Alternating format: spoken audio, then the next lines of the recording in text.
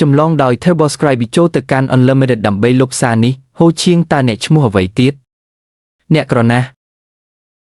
វាសរសេរនៅទីនេះថាក្រុមហ៊ុនរបស់គាត់មានឈ្មោះថាក្រណាស់អ្នកត្រូវបានជួលនេះជាក្រុមហ៊ុនចម្លែកបំផុតទី2នៅក្នុងប្រទេសចិនក្រុមហ៊ុននេះមិនត្រឹមតែមានអ្នកគ្រប់គ្រងហិរញ្ញវត្ថុក្រីក្រម្នាក់ឈ្មោះ P. Hien ប៉ុណ្ណោះទេប៉ុន្តែសូម្បីតែរូបសញ្ញានិង logo របស់វាក៏ជាឆ្មាខ្មៅឈ្មោះ Yenteng ដែលបង្កប់ន័យពីរូបរាងងឹតឬអាប់អួរផងដែរចំពោះបុគ្គលិករបស់ក្រុមហ៊ុនវិញពួកគេទាំងអស់ត្រូវបានជ្រើសរើសដោយថៅកែគឺលោក P ដែលជាស្តេចខ្ជិលហេតុផលសម្រាប់ការធ្វើបែបនេះគឺដោយសារតែគាត់សង្ឃឹមថាក្រុមហ៊ុននឹងខ្សែធនយ៉ាងឆាប់រហ័សដូច្នេះឈ្មោះក្រុមហ៊ុនត្រូវបានយកចេញពីឃ្លាថាហោះឡើងដល់កម្ពស់ដ៏អស្ចារ្យលោក P ហើយអណ្ដាំឡើយជាបុគ្គលិករបស់ក្រុមហ៊ុនអ៊ីនធឺណិតធំមួយដោយសារតែក្រុមហ៊ុននេះមានការប្រកួតប្រជែងខ្ពស់ហើយជារឿយត្រូវបានបញ្ឈប់បុគ្គលិកគាត់បានសរសេរសៀវភៅណែនាំអំពីការរស់រានមានជីវិតដើម្បីត្អូញត្អែអំពីការទាមទារមិនសមហេតុផលរបស់ក្រុមហ៊ុនលើបុគ្គលិករបស់ខ្លួនក្រោយមករឿងនេះត្រូវបានរកឃើញដោយថ្នាក់គ្រប់គ្រងជាន់ខ្ពស់ហើយគាត់បានក្លាយជាទេពកោសល្យលេចធ្លោម្នាក់របស់ក្រុមហ៊ុនយ៉ាងឆាប់រហ័សដែលត្រូវបានជ្រើសរើសលើសពីនេះទៅទៀតនៅពេលដែលក្រុមហ៊ុនបណ្ដេញគាត់ចេញពួកគេមិនបានផ្ដល់អត្ថប្រយោជន៍អត់ការងារធ្វើដល់គាត់ទេអ្វីដែលគួរឲ្យខឹងសម្បារបំផុតនោះគឺនៅពេលដែលគាត់ចាក់ចេញក្រុមហ៊ុនទាំងមូលមិនអើពើនឹងគាត់ទាំងស្រុងដោយបង្ហាញយ៉ាងល្អឥតខ្ចោះអំពីអត្ថន័យរបស់វាការពិតដ៏ត្រជាក់នៃសក្តានុពលកន្លែងធ្វើការបន្ទាប់ពីចាក់ចេញពីការងាររបស់គាត់ P. Hien បានប្រឈមមុខនឹងឧបសគ្គគ្រប់ទីកន្លែងដែលគាត់ស្វែងរកការងារនៅពេលដែលគាត់គ្មានលុយហើយនៅសល់តែ$200ប៉ុណ្ណោះស្ត្រីដ៏ស្រស់ស្អាតម្នាក់ក្នុងឈុតអាជីវកម្មស្រាប់តែបានបង្ហាញខ្លួននៅចំពោះមុខគាត់ស្ត្រីនោះបាននាំគាត់ទៅកាន់យន្តហោះឯកជនមួយដោយសារតែសៀវភៅណែនាំសម្ងាត់មួយប្រធានក្រុមហ៊ុនបានចាប់អារម្មណ៍យ៉ាងខ្លាំងចំពោះ P. Hien ហើយបានស្នើកិច្ចព្រមព្រៀងវិនិយោគមួយដល់គាត់ទោះជាយ៉ាងណាក៏ដោយប្រសិនបើគម្រោងនេះខាត់បង់ប្រាក់មិនថាប៉ុន្មានទេប្រាក់នេះនឹងក្លាយជាប្រាក់រង្វាន់ផ្ទាល់ខ្លួនរបស់អ្នកផ្ដល់ឲ្យខ្ញុំនៅដើមទុនចាប់ផ្ដើមអាជីវកម្មដូច្នេះខ្ញុំអាចបង្កើតក្រុមហ៊ុនមួយនិងធ្វើឲ្យវាទទួលបានជោគជ័យប្រសិនបើខ្ញុំមិនអាចរៃអង្គាសប្រាក់បានហើយវាខាត់បង់ប្រាក់អ្នកនៅតែត្រូវឲ្យប្រាក់ខ្ញុំដោយសារតែគម្រោងនេះមានតម្លៃត្រឹមតែរាប់លានដុល្លារប៉ុណ្ណោះប្រធានបានសរសេរលក្ខខណ្ឌលម្អិតជាពិសេសសម្រាប់ការប្រើប្រាស់មូលនិធិដើម្បីកំណត់ការចំណាយដោយមិនប្រុងប្រយ័ត្នរបស់ Pហើយបានរៀបចំឲ្យជំនួយការដ៏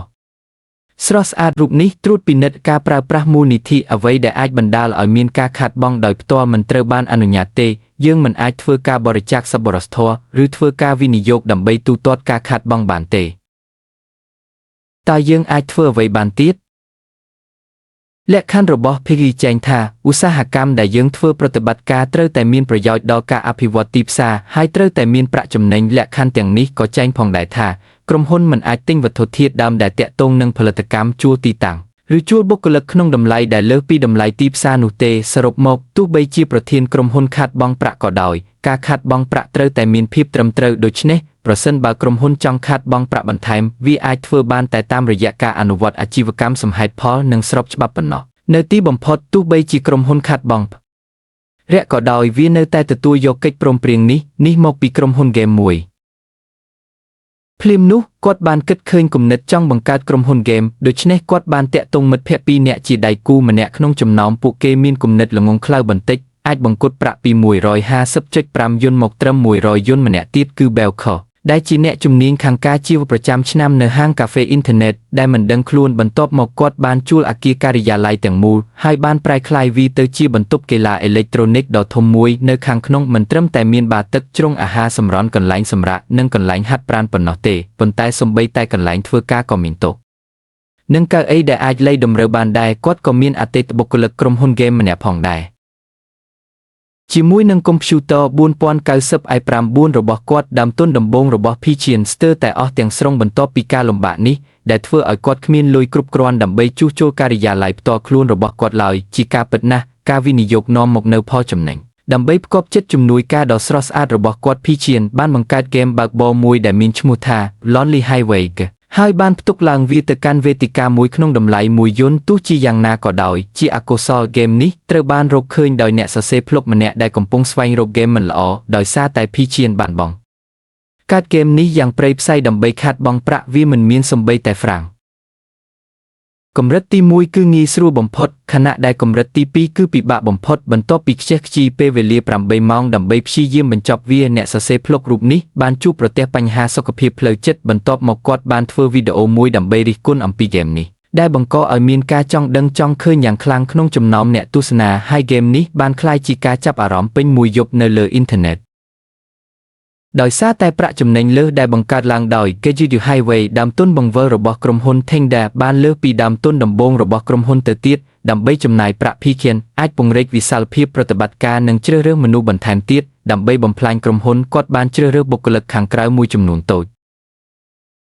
អ្នកបង្កបញ្ហាគ្រប់ប្រភេទរួមទាំងអ្នកដែលរីកចម្រើនដោយការនេសាទត្រីដោយស្កែនទឹកអ្នកដែលបង្កគ្រោះថ្នាក់ដល់ចំនួនប្រជាជនត្រីអ្នកដែលខ្ជិលច្រអូសនិងឆ្លៀតឱកាសត្រូវបានជ្រើសរើសចូលទៅក្នុងក្រុមហ៊ុនហើយថែមទាំងត្រូវបានចាត់ទុកថាជាអ្នកសម្ដែងកំពូលនៅក្នុងឧស្សាហកម្មនេះទៀតផងបន្ទាប់ពីក្រុមត្រូវបានបង្កើតឡើងលោក Pikian បានរៀបចំកិច្ចប្រជុំជាមួយបុគ្គលិកដើម្បីពន្យល់អំពីច្បាប់និងបទបញ្ញត្តិរបស់ក្រុមហ៊ុនបុរសដែលត្រូវធ្វើការថែមម៉ោងនៅថ្ងៃបុណ្យជាតិនេះមានឈ្មោះថាឡាវហួយគាត់មិនត្រូវបានឡើងឋានៈអស់រយៈពេលជាច្រើនឆ្នាំមកហើយនៅទីបំផុតត្រូវបានក្រុមហ៊ុនបណ្ដេញចេញបន្ទាប់មកត្រូវបាន Pikian ជ្រើសរើសឲ្យធ្វើជាបុគ្គលិកប៉ុន្តែ Pikian មិនបានដឹងថាឡាវហួយជាមនុស្សខ្ជិលច្រអូសនិងជាបុគ្គលិកដ៏ឃោរឃៅនោះទេហើយគាត់នឹងក្លាយជាបញ្ហាធំបំផុតរបស់ Pikian ដោយសារអាជីវកម្មបានពង្រីកខ្លួនមនុស្សគ្រប់គ្នាត្រូវរកអ្វីមួយដើម្បីធ្វើដូច្នេះ Pikian បានប្រមូលផ្ដុំក្រុមភ្លាមដើម្បីបង្កើតហ្គេមទី2មួយគឺ The Contract of the Divine Craftsman គឺ Pikian បានតស៊ូមិត្តសម្រាប់ហ្គេមនេះព្រោះហ្គេមមុនហួសសម័យនេះគឺជាហ្គេមបៀប៉ុន្តែមិនដូចហ្គេមបង់ប្រាក់ដើម្បីឈ្នះធម្មតាទេ Pikian បានអនុវត្តប្រព័ន្ធសមាជិកភាពពេញមួយជីវិត10 រឹមបែដើម្បីជៀសវាងការខាតបង់ដោយផ្ដល់ជូនការចាប់រង្វាន់ឥតគិតថ្លៃចំនួន100ជារៀងរាល់ថ្ងៃនៅពេលចូលប្រសិនបើអ្នកសួរថាហេតុអ្វីបានជាការបញ្ចូលទឹកប្រាក់10 រឹមប៊ីជាកាត់ប្រកិច្ចវាដោយសារតែច្បាប់របស់ប្រធានបានចែងថាគម្រោងណាមួយត្រូវតែរកប្រាក់ចំណេញដើម្បីបំផ្លាញហ្គេមនេះ Pikian បានជួបវិចិត្រករម្នាក់ដែលមានភាពមើលឃើញឆ្ងាយជាង 1000 ដឺក្រេ